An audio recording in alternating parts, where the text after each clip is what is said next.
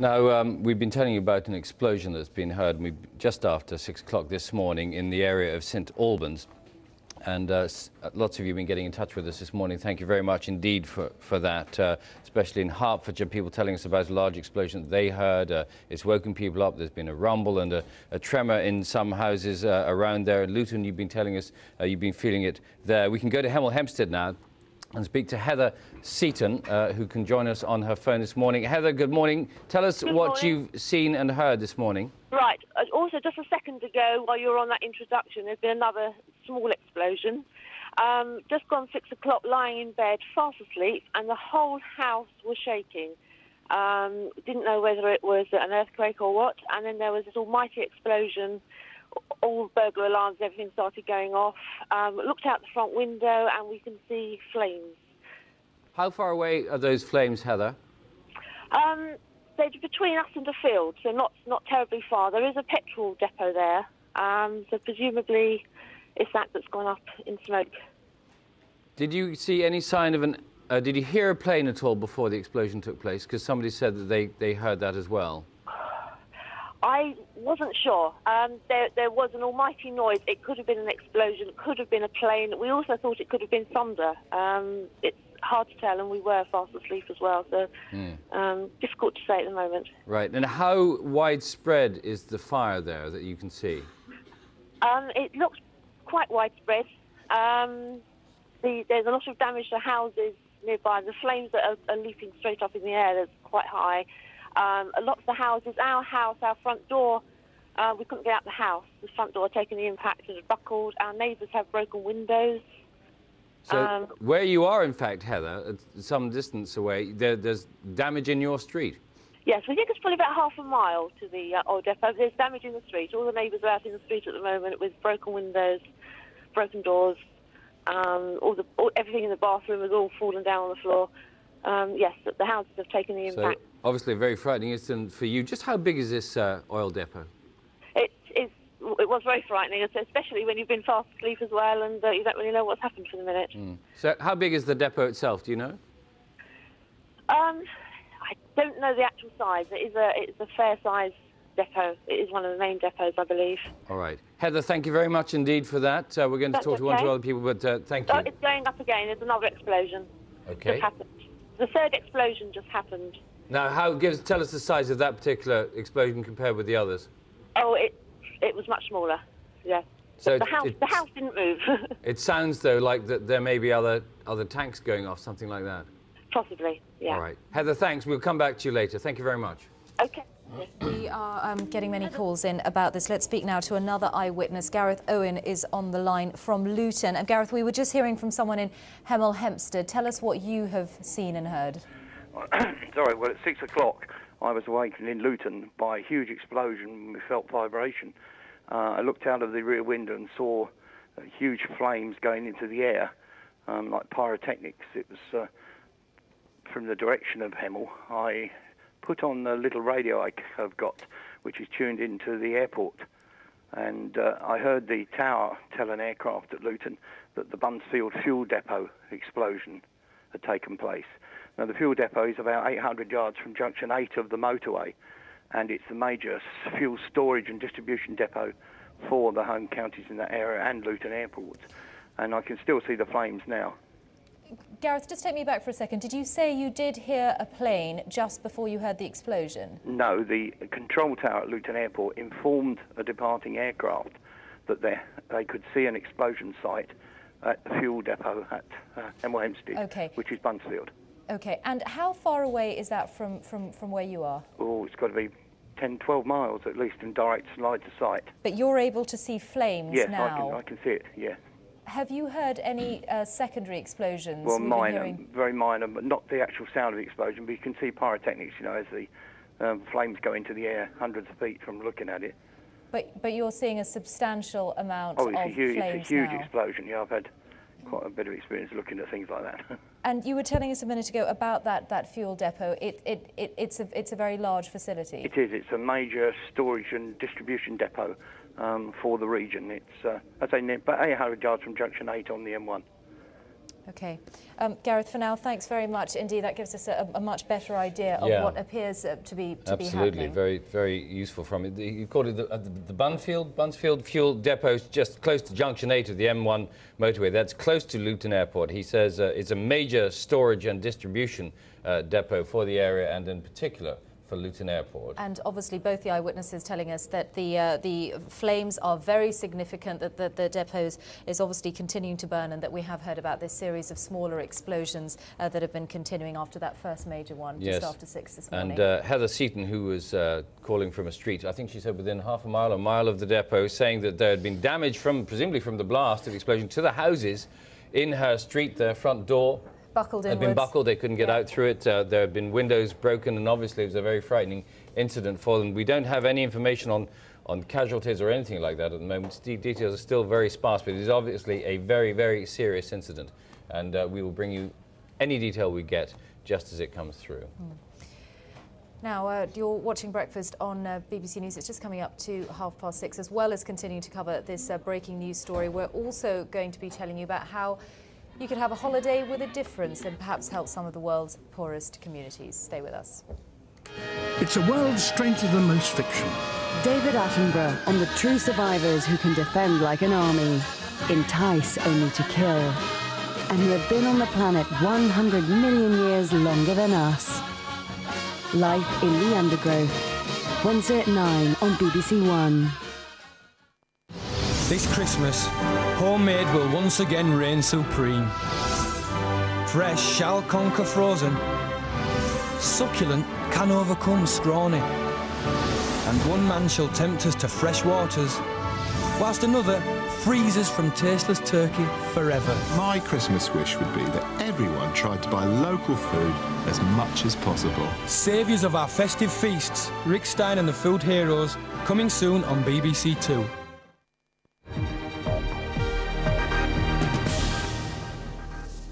Morning, this is Breakfast with Michelle Hussain and Bill Turnbull. In a few minutes, a new hardline leader and a refusal to stop its nuclear program. Could Iran be the world's next flashpoint? That's in Reporters.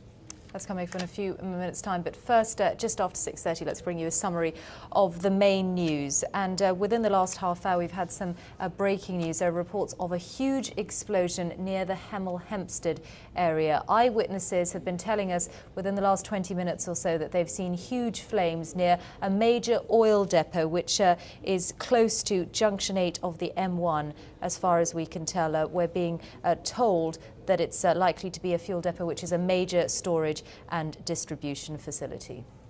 More details on that just as soon as we get them. In other news, the deadline imposed by the group holding the British peace activist Norman Kember in Iraq has passed. His captors said he and 3 other men abducted in Baghdad last month would be killed yesterday if all prisoners in Iraq were not freed. Senior Muslim leaders around the world have called for the release of Mr. Kember and all of the hostages. The new Conservative leader David Cameron will this week prepare the way for an increase in the number of women MPs in his party. He's planning to freeze selection procedures until further notice, and he's aiming to make half of all candidates women. The move comes as 2 opinion polls give the Conservatives a lead over Labour for the first time in 18 months. The government says it's looking at ways of encouraging reservists to stay in the Territorial Army. The number of soldiers leaving the TA has almost tripled since part-timers were first deployed to Iraq, where they form 10% of troop numbers. It's thought some may be put off by the length of time they have to spend on their deployment abroad. More than 100 people have been killed in a plane crash in Nigeria. It happened to a jet owned by Sosoliso Airlines, which came down near an airport in the southern city of Port Harcourt. Witnesses say the plane overshot the runway as it tried to land during a thunderstorm and burst into flames. At least 60 children are among the dead. The comedian Richard Pryor died in California at the age of 65. He was suffering from multiple sclerosis. Richard Pryor's career in film and stand-up was marred by drug and alcohol addiction, but his brand of irreverent humour influenced many of the comics who followed him. It's 6:32. Those are our main stories this morning. We're continuing to get many text messages from people in a really wide area who all seem to have heard that explosion just after 6 o'clock. Guildford, Ascot, Richmond Hill, Barnes, all sorts of places. So obviously it's it's something very, very significant. Yes, and if you have any details, particularly if you live in the Hemel area or near that depot, do get in touch with us. Just text us in with your number and we'll get back to you. We need as much information as we can from everybody this morning. Our reporters our reporters are on their way there as well, so Indeed. We should hear from them as soon as we can. Now on breakfast, though, will Iran's nuclear program provoke the world's next crisis? Reporters looks now at the changes taking place under that country's new president.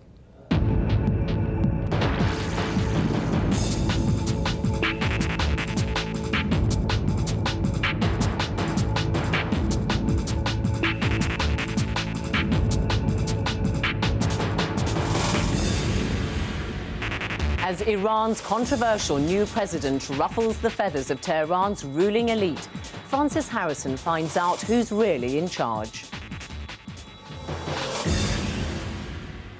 Welcome to Reporters. I'm Zainab Badawi.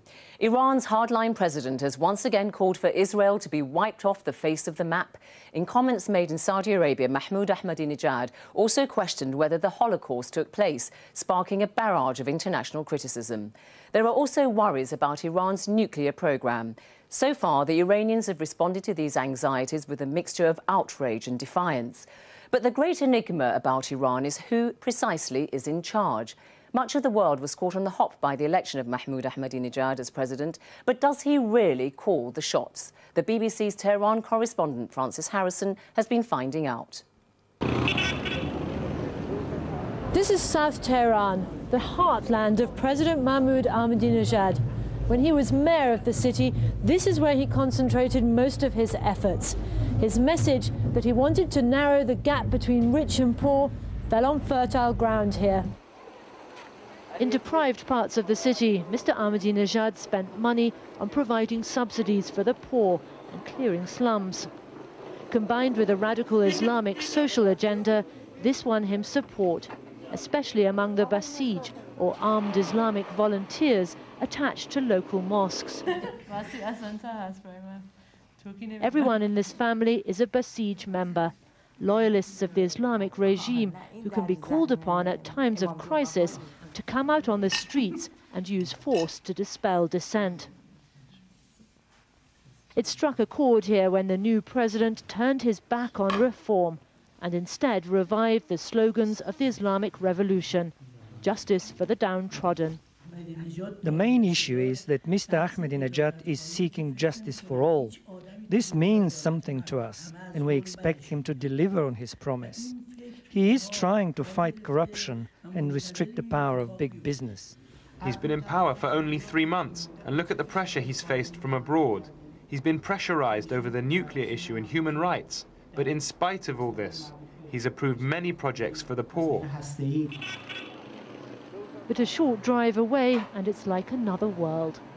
North Tehran is home to the wealthy, who feared Mr. Ahmadinejad would take away the hard-won social freedoms of recent years. There hasn't been any difference in my own life, but in the political situation I sense there's chaos.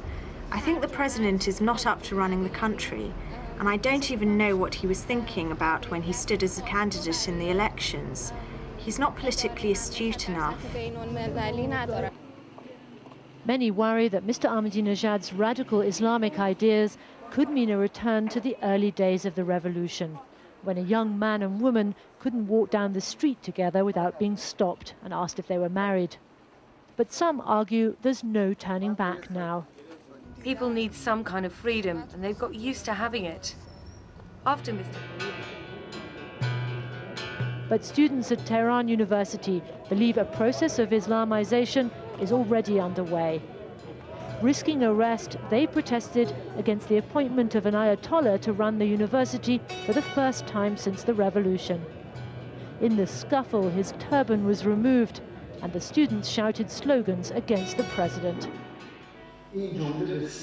Internationally, the greatest damage was done by Mahmoud Ahmadinejad's remark that Israel should be wiped off the map. He was quoting the father of the revolution, Ayatollah Khomeini, but succeeded in uniting the world against Iran. Some would say the president's remarks played into the hands of his enemies. I believe the neocons in America need to portray Iran as a kind of Taliban government, a belligerent country that doesn't want to negotiate and wants to cause tension in the region. Ahmadinejad's behavior and his statements have given the Americans a wonderful opportunity to exploit. So intense has the criticism of the new president been that Iran's supreme leader, Ayatollah Ali Khamenei, had to defend him. He said Mr. Ahmadinejad should be given more time to fulfill his election promises. But at the same time, there have been signs that the leader is distancing himself from Mr. Ahmadinejad and growing closer to his election rival, Hashemi Rafsanjani. The symbolism of Mr. Rafsanjani standing so close to the leader at the Eid prayers was not lost on anyone, despite explanations that Mr. Rafsanjani arrived late. In the early days, Ahmadinejad enjoyed the full support of the leader. But as time goes by, that support is diminishing. The leader sees the problems Ahmadinejad has created, and he is trying to distance himself, while at the same time publicly showing support for him.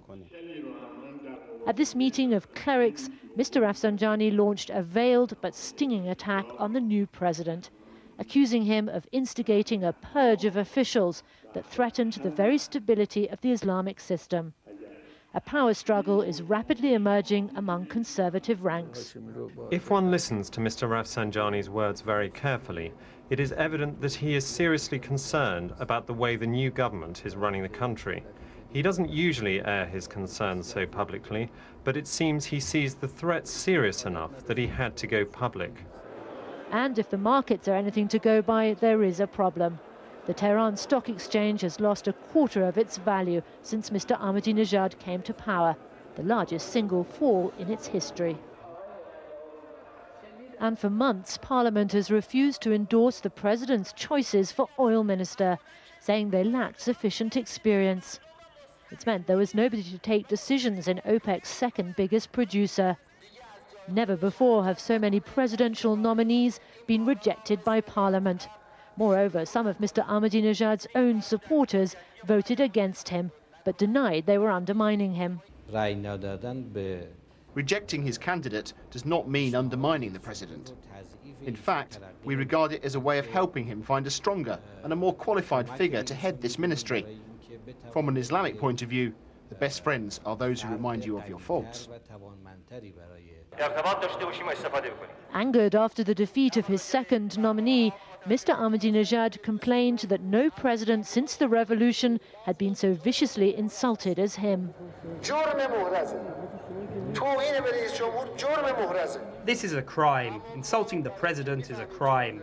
But we are too busy with our programme of reforms to waste your time or our time pursuing these cases. One of the main reasons for this opposition to the president can be traced in the issues raised in his election campaign. He believes there are too many people in administration who are involved in corruption and misuse of their positions. That's why he has ended the contracts of many government advisors. And he also wants to bring about a fair distribution of wealth. Very little was known about Mahmoud Ahmadinejad before he came to power. Born in 1956, he was the fourth of 7 children, his father a blacksmith. In the late 70s, he studied civil engineering at the University of Science and Technology, where he later went back to teach. He leads a very simple life. He does not believe in luxury and ostentatious wealth. He has a frugal lifestyle, similar to most lower middle-class people. His view is that he is here to serve the people.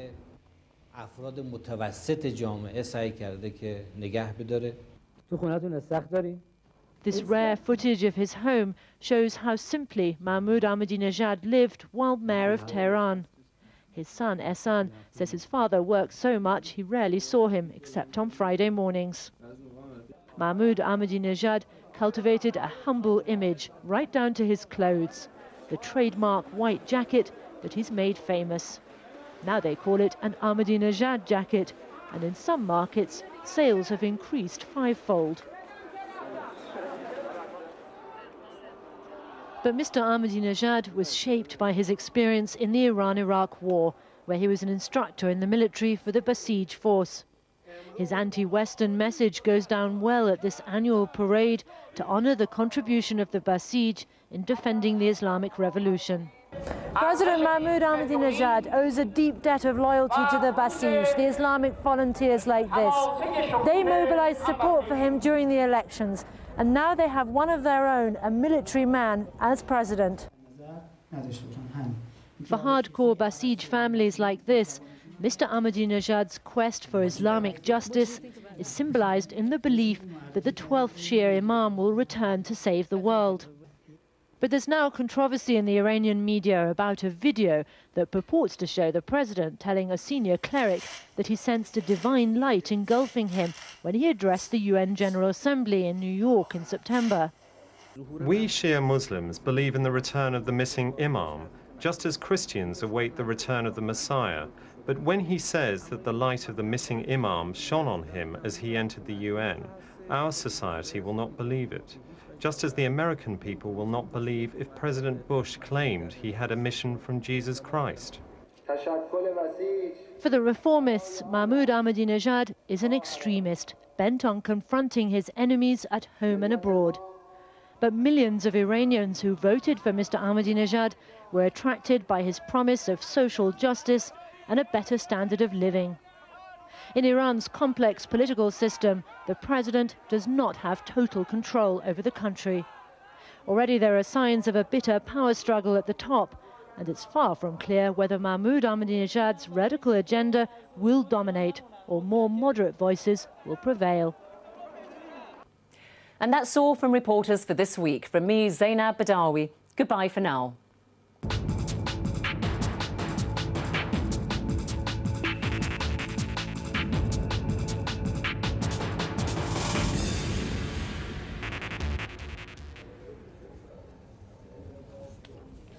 Good morning, this is Breakfast. These are the headlines this morning. The deadline imposed by the group holding the British peace activist Norman Kemp in Iraq has passed, with no word from his kidnappers.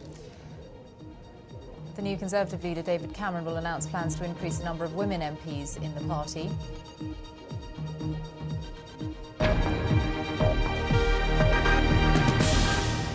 But our main story this morning is the breaking news story that we've been bringing you since 6 o'clock of a large explosion apparently at an oil depot near Luton and close to the M1 motorway. We are going to talk to a couple of eyewitnesses now. Kelly Mewett joins us now from Hemel Hempstead. Kelly, tell us where you are first of all and what you can see. Hello there. I live like 2 minutes away, drive from the actual where it's happened. And all I can see is like flames and the whole sky is black. It looks like a tornado, to be honest, but the whole sky is completely black. And how widespread, Kelly, are the flames? If you're what, about half a mile away from this depot, are you? Yeah, about a mile away from the depot. And I mean, I'm looking out my brother's bedroom window at the moment, and when it happened, we felt a massive explosion. It scared the hell out of everyone, and the whole house shook.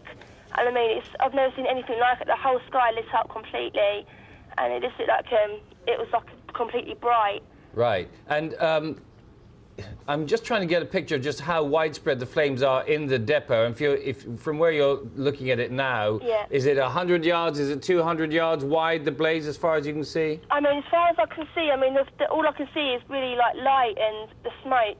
I mean, we did actually just drive up to it a second ago, and the flames look massive. It looks like a whole forest is set alight.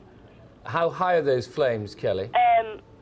Higher than a lot higher than a house. I mean, they are extremely high. I can't really say how high they are. Right.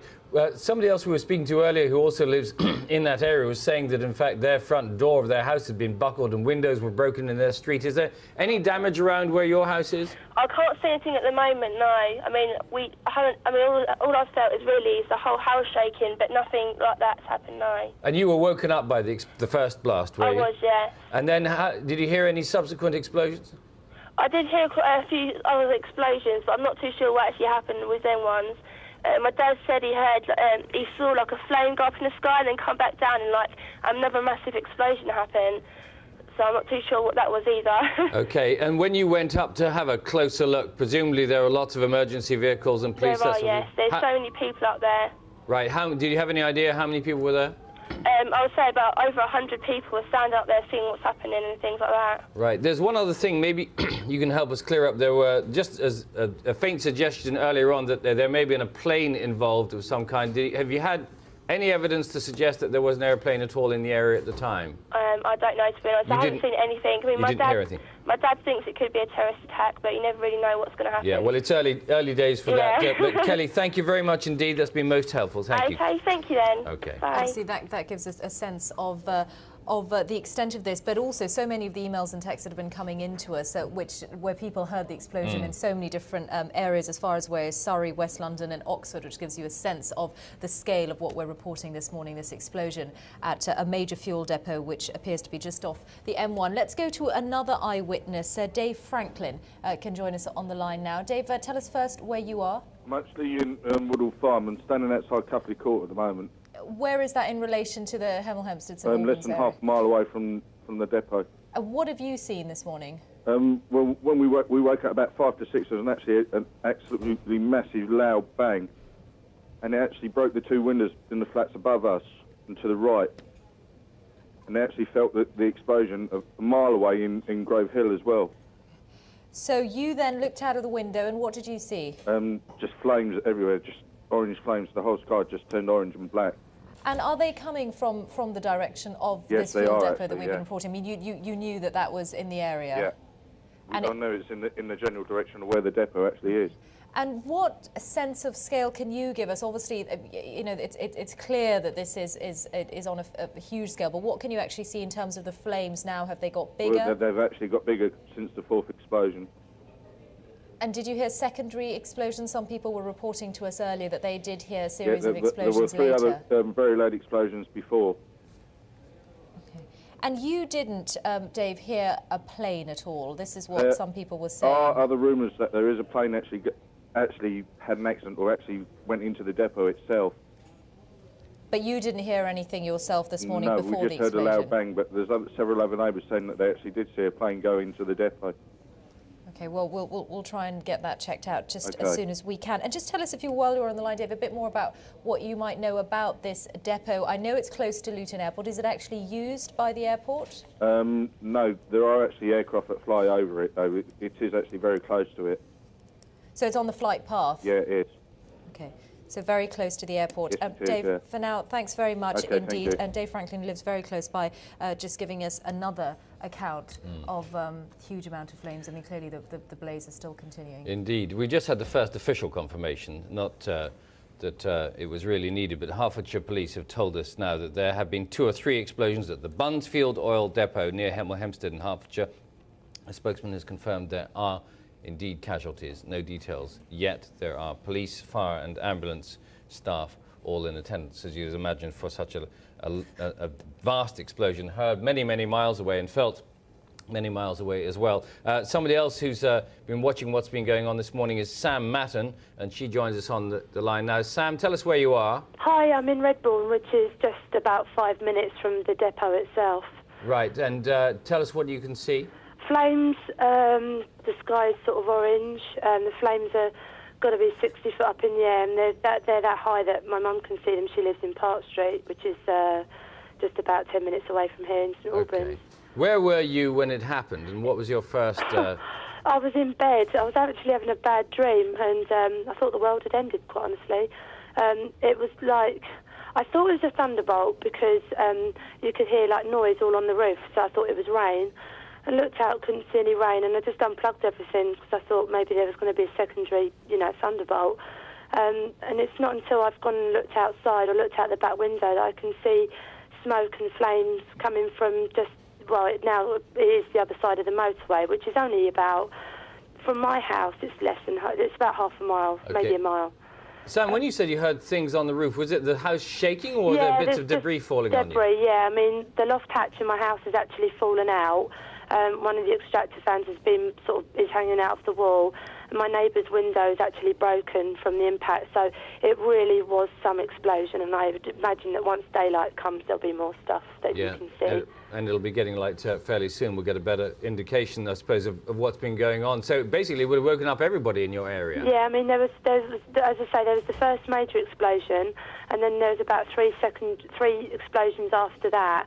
And also, we have heard, and it's only heard, but because the depot is linked up to the north, or there's pipes that run all the way up, we've heard that there's sort of secondary fires further up, but we don't know, obviously, if that's true or not. But the depot itself is actually very close to the road. Like there's a lane that goes past it, and sometimes you do get quite a strong smell of fuel and stuff from there as you drive past. So, I mean, it is quite accessible to the outside. Right, and Sam, as far as you can tell, is the motorway still open? It's difficult to say. I think so, because I can see from the other side of my window, I can see traffic that goes north. Well, I can see it northbound and southbound, but at the moment, I cannot see anything going up or down. Right. So, no, actually, there is traffic going northbound. So there's traffic still going northbound on the M1 motorway, because this is just close to Junction 8, isn't it? Yeah, southbound would, I imagine, be closed because that's nearer to the depot side, and northbound looks to be okay. So, and I can see blue lights going down there now. So. Sam, that's most helpful. Thank you very much indeed for joining us this morning. You're welcome. We've heard from several eyewitnesses in the area this morning. Let's hear now, though, from the BBC's Mark Popescu, who's also there. Mark, we've been hearing several accounts. Have you actually managed to get to the depot itself? I'm not actually at the depot. I'm a short distance away, where you can see flames shooting up into the sky. Difficult to estimate, but some of them must go 100 foot, 150 foot up as they ignite, and there's a plume of smoke blowing over. A lot of emergency services. I'm actually at a police line because they've sealed the road which runs up to the M1 to prevent any cars getting up there. All the locals say is at the Buncefield oil depot, which is quite a big petrol storage depot in this area. And we've been hearing from the police that there are casualties. From what you've been able to gather since you've got there, is there any sense of what the scale of those might be? Not yet, and I'm not close enough to actually have seen the immediate damage. There have been a number of ambulances going past. There appear to be fires in sort of 2 or 3 places in the depot. It's not just one. You can see, if you kind of look across the horizon, you can see that there's several fires have broken out. It was an enormous explosion just after 6. I mean, I live about 8 to 10 miles away, and the whole house shook. And I thought, as you kind of wake up, you think, oh, it's thunder, but then it just rolled on, and then you looked out of the window and I could see the sky had actually lit up by the fire. Mark, a few of the people we've been talking to, also like yourself, live in the area, have been obviously woken up by the explosion, so don't know what happened before, but have heard rumours about a plane in the area at the time, and that this might have been linked to a plane. Any sense of that at all? I haven't heard that. I haven't heard that. But it's clear to you from what you can see that there's a fire in more than one place, and that this is obviously affecting pretty much the whole of this fuel depot. By the look of it, it's spread quite a long way along the horizon. There's flames coming up from 3 or 4 areas, and every so often there's like a small explosion, and flame rolls up into the sky. It just has now, actually. And it kind of lights the whole area, and then it dies back a bit, and then obviously more fuel comes, and it's just gone up again now, maybe 100 foot into the air. You said a moment ago there's a police line, there are ambulances. What more can you tell us about the scene now, the scene with the emergency services? Well, I'm actually at a roundabout on one of the link roads that runs down to the M1, and there is no traffic at all running past the oil depot, and the police have kind of sealed the area off, and are just getting organised. And there is emergency traffic on a sort of empty dual carriageway running up and down towards the actual entrance to the oil depot. OK, Mark, for now, thanks very much indeed. I'm sure we'll come back to you in just a few minutes' time, but thank you for now. Let's just take a moment to just take stock of what we know so far. Yes, well, the first thing we heard was shortly after 6 o'clock. In fact, Colin Campbell, our reporter in Whitehall, was reporting to us from the Foreign Office, and he said he'd heard a loud bang. And then you have been in touch with us all morning from lots of different places saying you've all heard within, I'd say, about a 30-40 mile radius, an explosion or felt the ground move or a tremor of some kind. We're getting reports in from Oxford, obviously, from close to Luton Airport, from here in London, from Surrey. Somebody even texted in from Hampshire. So it was felt a long way away, a very, very big blast, and it turned out it was at this oil depot close to the M1 motorway and close to Luton Airport at Buncefield. We don't know what caused it, but there have been casualties, excuse me, have been casualties, and a very, very big emergency for people to deal with there. Yes, well, no sense of the scale of casualties yet, but clearly this is a major event, and the blaze is still 100 feet into the sky, as our reporter was telling us a moment ago. If you would like to get in touch with us, if you are in the vicinity and you'd like to tell us what you saw or heard, all the ways to get in touch with us are coming up on the screen now. We've been relying a great deal on eyewitnesses in the area this morning. And I think we can speak to another of our BBC colleagues who's on the line now, Richard Clark. Richard, good morning. Good morning. Where are you? I'm between St Albans and Hemel Hempstead, Bill, just above the M1, which has been closed within the last few minutes. Right. And if I look north,